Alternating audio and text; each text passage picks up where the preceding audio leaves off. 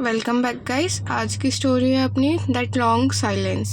ये अपने इंडियन डिस्पोरा का पार्ट है। तो इसको लिखा गया है शशि देशपांडे ने। इसमें मेन रोल में जया है, एक नॉर्मल सी लड़की है जो बढ़िया इंटेलिजेंट है, अपनी स्कूलिंग कंप्लीट करती है, कॉलेज कंप्लीट करती है। उसके बाद में उसकी शादी कर दी जाती है एक बड़ी सी कंपनी में काम करने वाले एम्प्लॉय से, जिसकी अच्छी खासी सैलरी थी और वो अच्छी खासी जगह रह रहा था।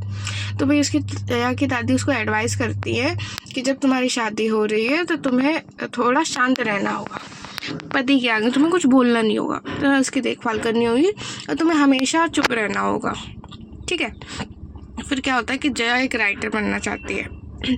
तो वो जब कॉलेज कंप्लीट करती है तो थोड़ा थोड़ा लिखना भी शुरू कर देती है। अपने घर में भी वो थोड़ा थोड़ा लिखती थी, ठीक है। तो अब क्या हुआ कि जो उसका हस्बैंड था वो उससे काफ़ी रूड बिहेव करता था, उससे भी, और वो अपनी कंपनी में भी ऐसा ही बिहेव करता था। उसका बिहेवियर ही ऐसा था, ठीक है। तो कंपनी वालों ने उसको नौकरी से निकाल दिया।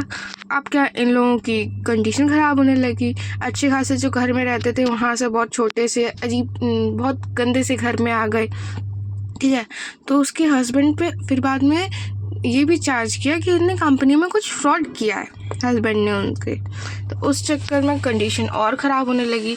अब केवल जया थी जो अपनी राइटिंग लिख लिख के घर चला रही थी, तो उसने और लिखना चालू कर दिया। अब वो लिखती क्या थी, वो अपनी ही लाइफ के बारे में लिखती थी, जो उसके पति के साथ उसकी लाइफ चल रही थी, जो कि बिल्कुल भी सही नहीं चल रही थी। उनके बीच में कन्वर्सेशन गैप था। वो एक साथ रहे थे पर वो कभी डिस्कस नहीं करते थे कुछ भी चीज़ें, ठीक है। तो वो ये सब चीज़ें लिखती थी। उसके हस्बैंड को पसंद नहीं आता था, पर वो दोनों लोग बात ही नहीं करते थे, तो किसी ने कुछ कहा ही नहीं फिर, ठीक है। तो अब उनकी कंडीशन इतनी ख़राब हो गई, उसका बेटा घर छोड़ के चला गया, फिर उसका हस्बैंड भी घर छोड़ के चला गया। तब जया को रियलाइज़ हुआ कि उसने गलती की है कि साहिल जो हमेशा चुप रही। उसके पति को इतनी मुश्किलों में ज़रूरत थी उसके बात करने की, उसके साथ देने की, तब भी वो शांत रही।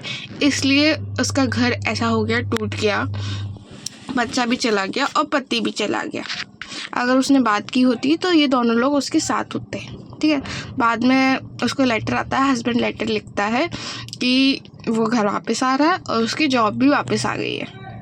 अब ये स्टोरी यहीं पे ख़त्म हो जाती है और लोगों को ये सोचने के लिए छोड़ दी गई है कि अब उसकी लाइफ कैसी होगी। आप खुद इमेजिन करो, आज के टाइम में ऐसी लाइफ कोई जीता है क्या कि लड़की है तो वो शांत रहेगी, पति के आगे बोलेगी नहीं ना। अब देखो, पहले के टाइम में क्या था कि बहुत बड़ी बड़ी फैमिलीज होती थी, तो वो लोग शांत भी रहे, उनका पति कुछ ना भी करे तो खेती किसानी कर करके घर वाले बच्चों को पाल लेंगे और खर्चा भी उठा लेंगे। पर आज के टाइम क्या है, न्यूक्लियर फैमिली है, पति है, पत्नी है और बच्चे हैं। अब यही लोग आपस में बोलेंगे नहीं तो बेचारे सब लोग को डिप्रेशन नहीं हो जाएगा? सब आपस में चुप रहेंगे तो उनकी मेंटल हेल्थ ख़राब होगी कि नहीं होगी? तो आज का टाइम नहीं है चुप रहने वाला, क्योंकि आज की फैमिली नहीं है उस तरीके की। आपको न्यूक्लियर फैमिली में रहना, आपको बोलना पड़ेगा, एक दूसरे का सुख दुख बांटना पड़ेगा। Okay, thank you for the video.